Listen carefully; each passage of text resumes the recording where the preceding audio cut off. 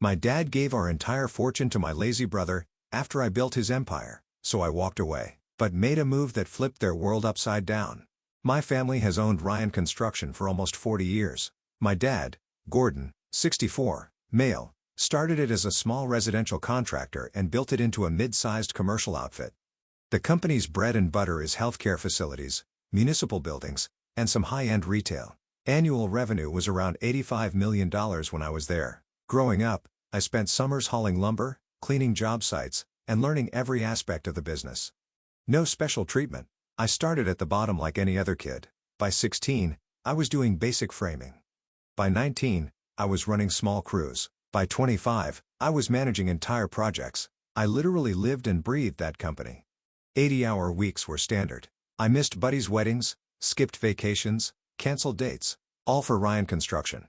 My dad's management style was old school, yelling when things went wrong, rare praise when things went right. But he knew construction inside and out, and I respected that. The crews respected him too, even if they didn't particularly like him. He built that company through sheer force of will and an insane work ethic that I inherited. My younger brother Chris, 35, male, was different. While I was waking up at 5 in the morning for job walks, he was sleeping until noon. When I was taking night classes in construction management, he was partying through a business degree Dad paid for. He was the golden child who never had to earn a damn thing. Chris would show up at job sites in pressed khakis and spotless boots, bark a few orders he'd heard Dad use, then disappear by lunchtime. The crews mocked him behind his back, but to his face they nodded and said, "Yes, sir," because he was the boss's son. I covered for him constantly, fixed his mistakes, redid his estimates, smoothed things over with clients he'd pissed off. My mom, Isabel, was always caught in the middle. She'd make excuses for Chris while pushing me to understand. "Your brother's different than you." Translation: don't expect him to work as hard as you do. Mom worked as the company's office manager until the business grew enough to hire professionals. She still came in 3 days a week to help with the books, which mostly meant she kept tabs on everything for Dad. Despite the family drama, the company was my future. I was next in line to take over when Dad retired. Everyone knew it. The employees, the clients, the competitors. Everyone except Chris, apparently. I met my wife, Grace, when we were both 27. She was an architect we hired for a medical office project. Smart as hell, didn't take any crap, and could hold her own with the roughest superintendent on my crew. Our first conversation was an argument over a design change that would have added $50,000 to the budget. She won, and I was impressed enough to ask her out. We got married a year later, and 2 years after that, our son, Ethan, was born. That kid, man, he was everything. Smart, funny as hell even at 6 years old, and had this way of looking at you that made you feel like the most important person in his world. I'd come home exhausted from 14-hour days, and the second I walked in he'd sprint full speed and launch himself into my arms. Instant reset button. Ethan loved construction sites. I'd take him to the safer ones on weekends, and he'd strut around in his little hard hat and vest, inspecting everything. The guys would sneak him candy and let him sit in the equipment. By age 5, he could name every piece of heavy machinery and knew what it was for. He'd correct people if they called a backhoe an excavator. For the first time in my life, I started questioning whether the family business was worth the insane hours. I was missing time, missing t-ball games. Grace never complained, but I could tell it was wearing on her too. She'd gone part-time at her firm to have more flexibility with Ethan while I was still grinding away 70+ hours a week. But I kept pushing because that's what was expected. I was crushing it at work, landed 3 major hospital contracts in 2 years, expanded our civil division, and was on track to take over as president when Dad retired. The company had grown to 150 employees under my management, with another 200 to 300 subcontractors on our projects at any given time. Then came that Wednesday in April, the day the trajectory of my entire life changed. The call came at 2:17 in the afternoon. I know the exact time because I checked my watch, annoyed at the interruption. I was in the middle of a heated subcontractor meeting when my phone lit up with Grace's number. Her voice was wrong, shaking. "Cole, it's Ethan. There's been an accident at school. We're at Children's Hospital. You need to come now." I don't remember driving there. I don't remember handing off the meeting or what I said to anyone. I just remember running through the ER doors and seeing Grace's face. You know that look that tells you your life is about to split into before and after? That's what I saw. Ethan had collapsed during recess, some kind of brain aneurysm that no one knew he had, a ticking time bomb that had been there since birth. The doctors were already working on him, but it didn't look good. The pediatric neurosurgeon, Dr. Suri, explained it to us in the small consultation room. Terms like arteriovenous malformation and hemorrhagic stroke that sounded like they had no business being applied to a 6-year-old. Words like critical, uncertain, and prepare yourselves. I called my dad immediately. Ethan's in critical condition. I don't know when I'll be back. His response? Keep me posted. We have the county bid due tomorrow. No, I'm sorry, or we're on our way. Just a reminder about work. For 3 days we lived in that hospital. Grace and I took shifts sleeping on the plastic chair by Ethan's bed while doctors ran test after test. The nurses in the PICU were angels, bringing us coffee, finding us toothbrushes, updating us on every minor change. My 2 closest friends from college showed up without being asked. Sean, who works in city planning, brought us real food, handled calls and ran interference with everyone asking questions. Steve, who's a lawyer, made sure we understood everything the doctors were telling us, and helped navigate the insurance crap. Shan set up a rotation of neighbors to check on our house and walk our dog. Steve handled calls to family members and close friends. They managed everything so Grace and I could focus solely on Ethan. My mom showed up once for about 30 minutes. She brought a teddy bear and some homemade cookies, stood awkwardly by Ethan's bed, then said she had to get back because your father needs help with the McGrath proposal. Dad and Chris didn't come at all. Too busy with the Porter project, Mom explained, not looking me in the eye. On the 4th day, Dr. Suri came in with 3 other doctors. I knew before they said a word. The damage was too extensive. The bleeding couldn't be controlled. Our son was gone. Just like that, 6 years old. I remember standing in that hospital hallway, Grace sobbing against my chest while Dr. Suri explained our options. Like there are options when your child dies. Organ donation, funeral arrangements, grief counseling. I felt like someone had scooped out everything inside me and left just enough to keep breathing. We held his small funeral 3 days later. Grace chose everything. The tiny casket, the blue suit he'd worn to my cousin's wedding, the dinosaur toys we buried with him. I couldn't make decisions. I just stood there, holding her up. Grace's family flew in from Oregon, her parents, 2 sisters and uncle. They took over our house, cooking, cleaning, answering the door and the phone. My crew showed up in force, hardened construction guys in ill-fitting suits, standing awkwardly with tears in their eyes. Tom, my superintendent, organized a memorial fund in Ethan's name. Sean and Steve handled all the arrangements, so we didn't have to think. Dad and Chris showed up 15 minutes late to the funeral, stood in the back, and left before the service ended. Something about an emergency client meeting they couldn't reschedule. They didn't speak to me or Grace, didn't even approach the casket. I saw Tom watching them leave, his face hardening. He caught my eye and shook his head slightly. I just turned away. I couldn't process that betrayal on top of everything else. A week after burying my son, I went back to work. Not because I was ready, hell no, but because sitting in our too quiet house was killing me.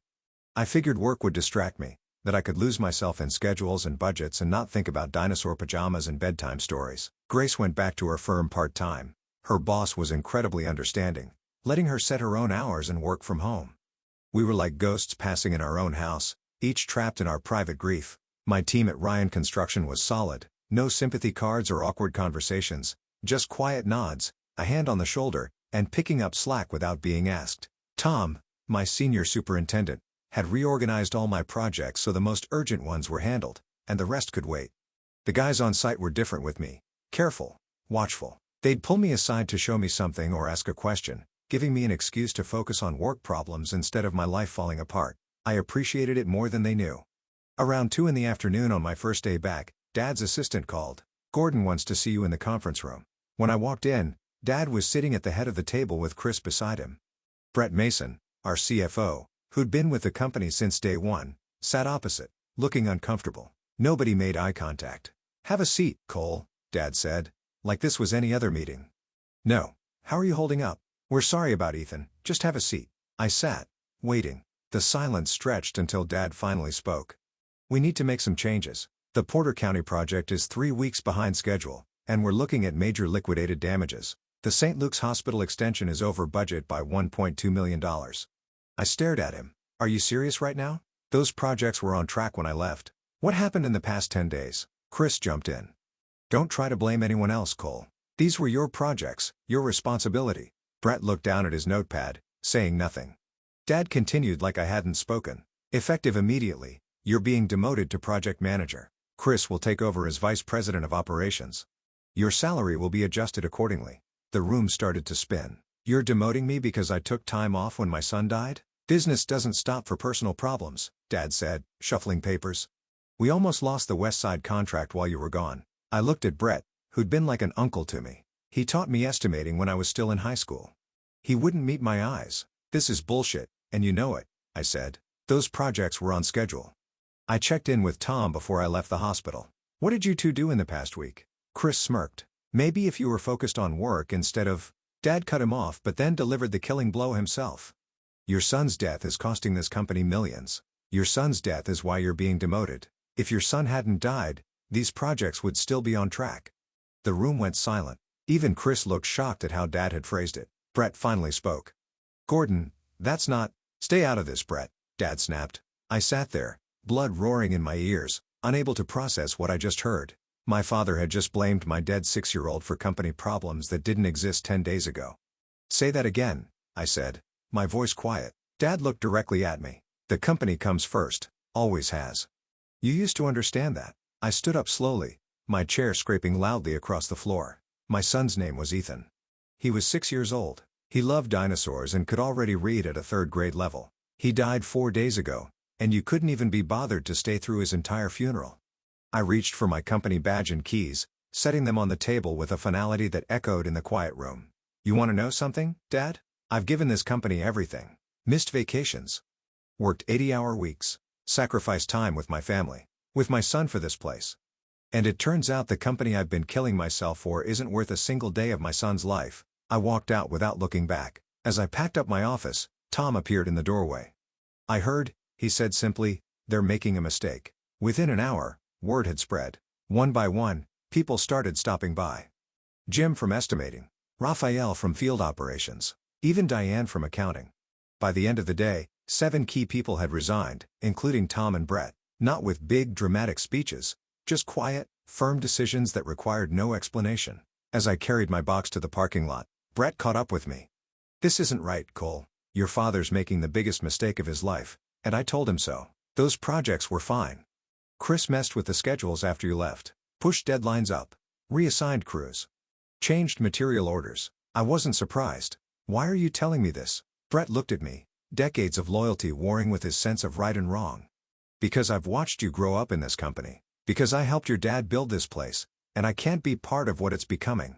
That night, I sat in Ethan's room, holding his favorite T-Rex toy, and made myself a promise.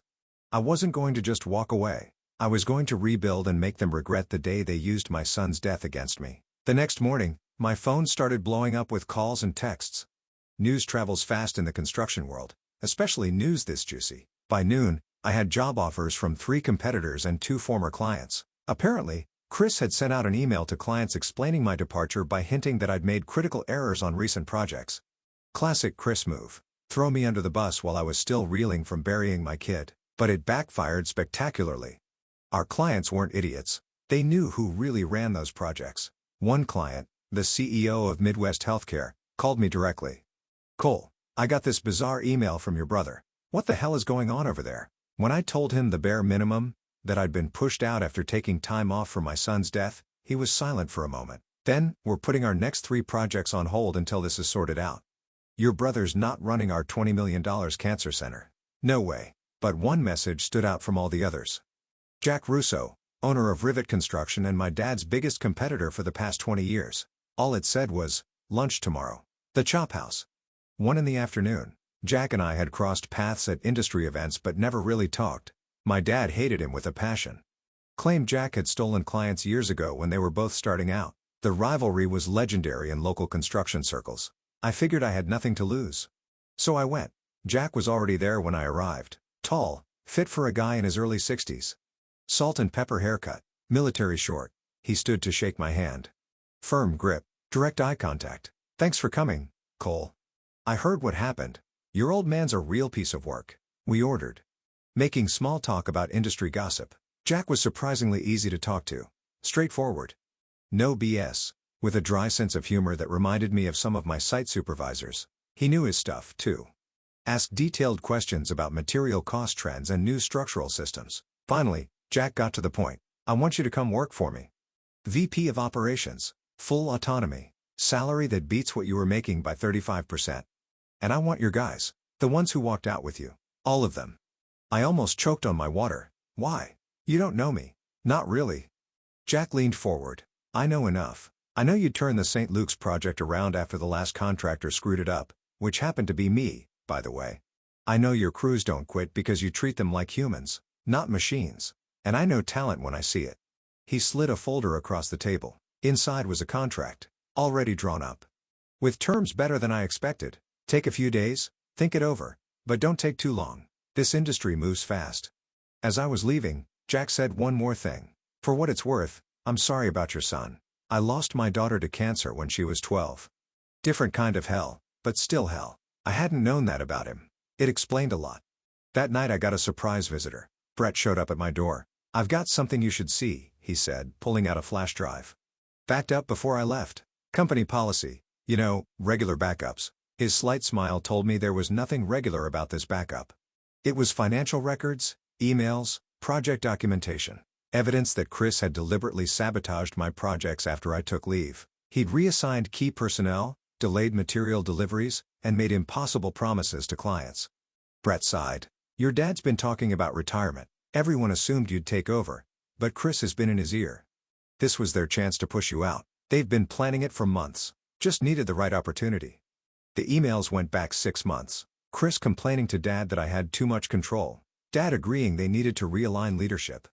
They'd been plotting to demote me long before Ethan died. I stored the flash drive in my safe. Not for revenge. For protection. If they tried to blame failures on me, I had proof. 3 days later, I called Jack and accepted his offer. With one condition. I wanted to build my own team from scratch. He agreed without hesitation. Within a month, I had moved into my new office at Rivet. The view was better, the coffee stronger, and the weight on my shoulders somehow lighter despite everything. Grace noticed it too. Said it was the first time in years she'd seen me come home without that tight look around my eyes. Jack was true to his word. Full autonomy. No micromanaging. Resources when I needed them. My team. The 7 who'd walked out with me. Slotted into their new roles like they'd been there for years. Tom took over field operations. Implementing a new quality control system that cut our rework by 40%. Raphael, who'd been underutilized at Ryan, revolutionized our tech infrastructure. Jim, from estimating, brought his entire client database with him. Perfectly legal, he'd built those relationships himself. Brett didn't come with us. Too old to start over, he claimed. But he consulted behind the scenes, helping us navigate the transition. He knew where all the bodies were buried at Ryan Construction. Which projects were in trouble. Which clients were unhappy. Which subcontractors were looking for better partners. The first big test came 3 months in. The city announced bids for the new convention center expansion. A $40 million project. The kind that makes or breaks companies our size. Both Rivet and Ryan Construction were on the shortlist, along with 2 national firms. I knew my dad would pull out all the stops. This project would be his legacy. But I had an advantage he didn't know about. Sean, my friend who'd been there for us during Ethan's hospitalization, was now working for the city's planning department. Not in procurement, but close enough to know which way the wind was blowing. They're worried about Ryan's recent project delays, Sean told me over lunch one day. Words getting around about missed deadlines. Your brother's making promises he can't keep. I wasn't surprised. Chris had always been better at talk than action. He'd swagger into meetings with fancy PowerPoints, but couldn't tell you how to properly lay a foundation.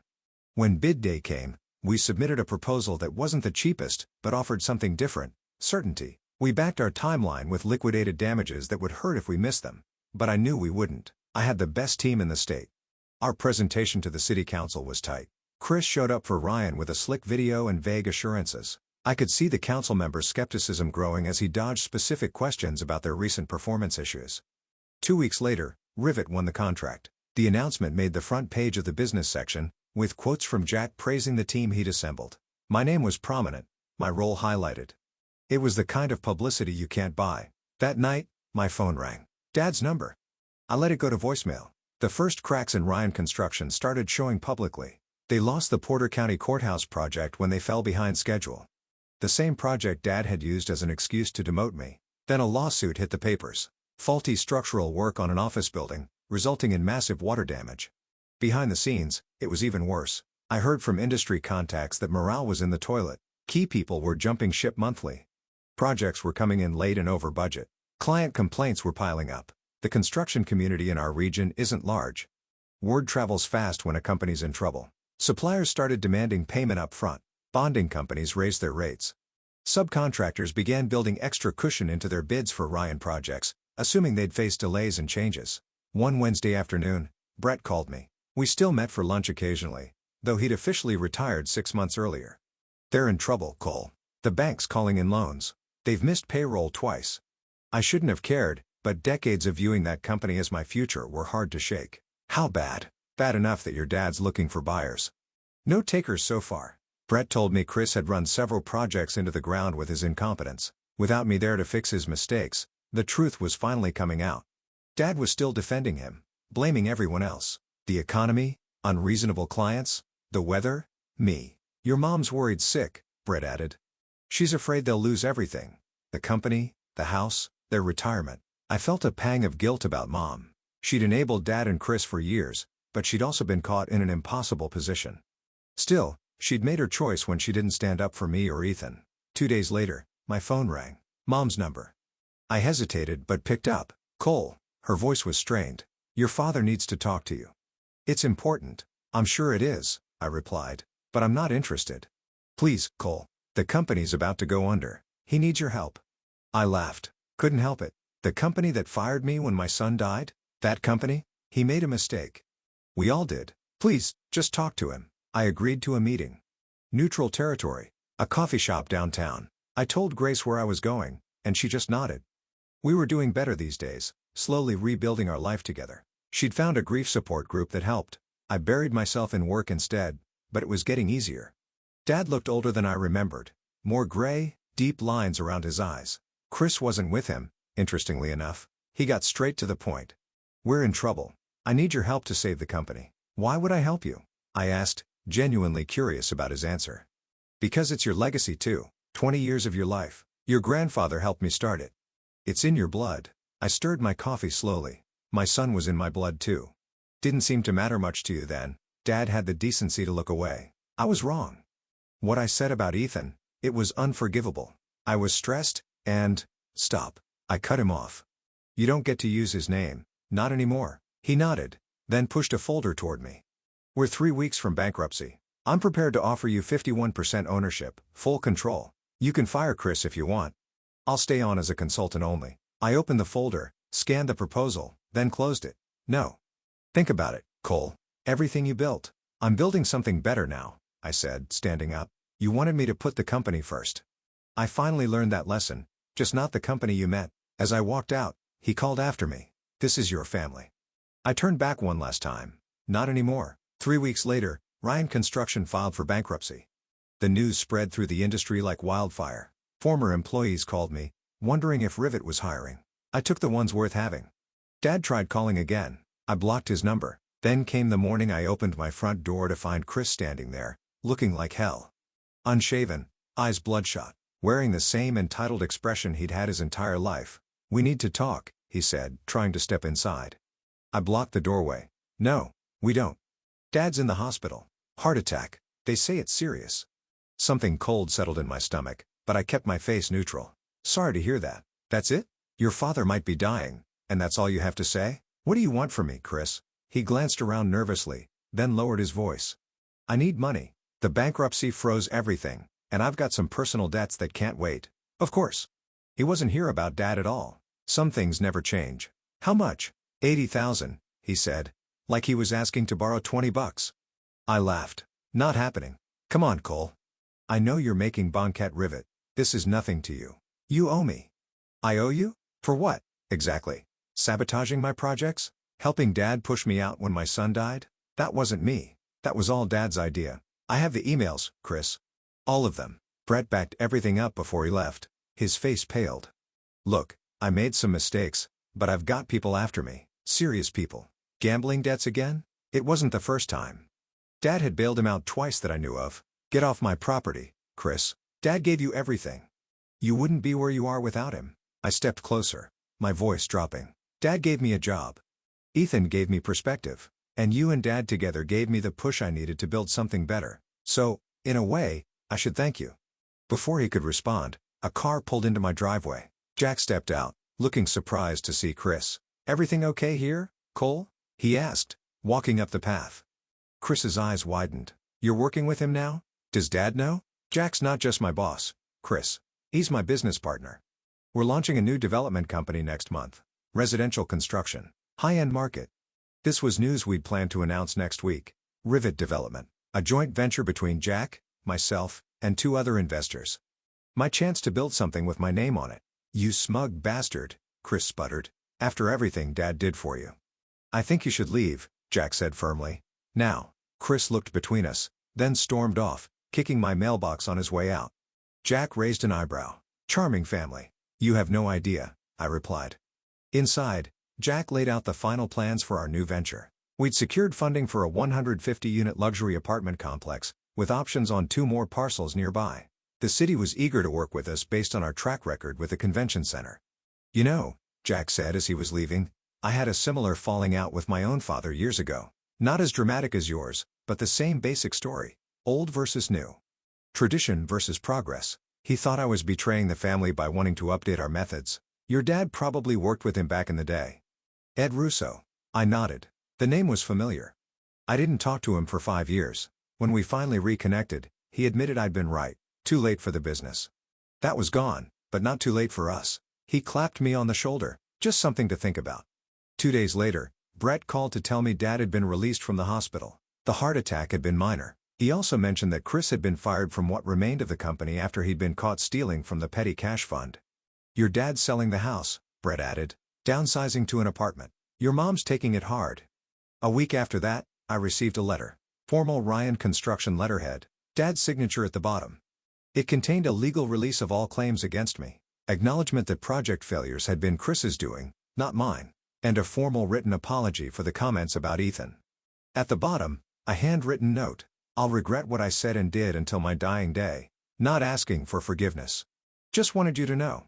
I showed it to Grace that night. She read it carefully, then asked, "What are you going to do?" "Nothing," I said.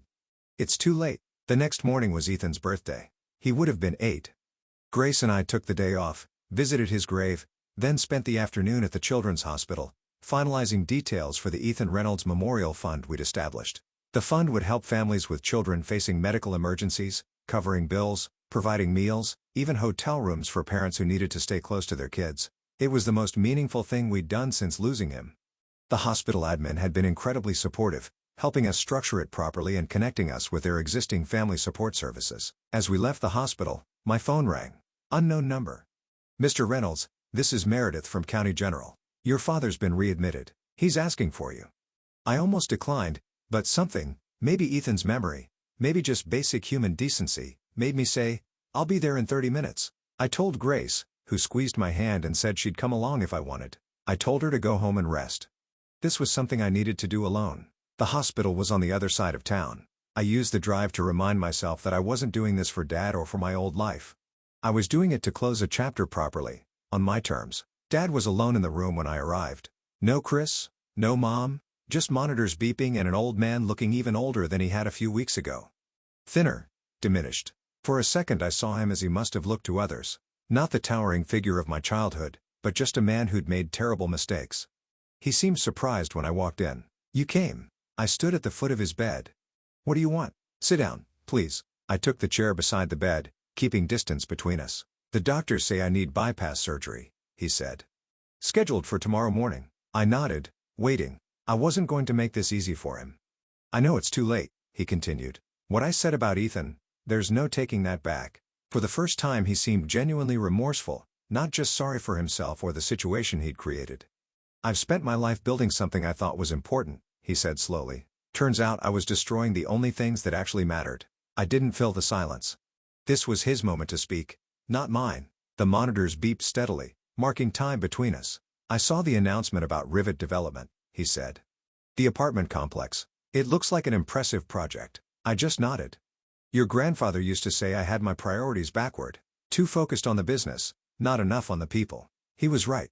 His eyes were tired, bloodshot. "I wanted Ryan Construction to be my legacy. I thought I was building it for you and Chris. Turns out I was just building it for myself." I could have pointed out that I'd tried to tell him this for years.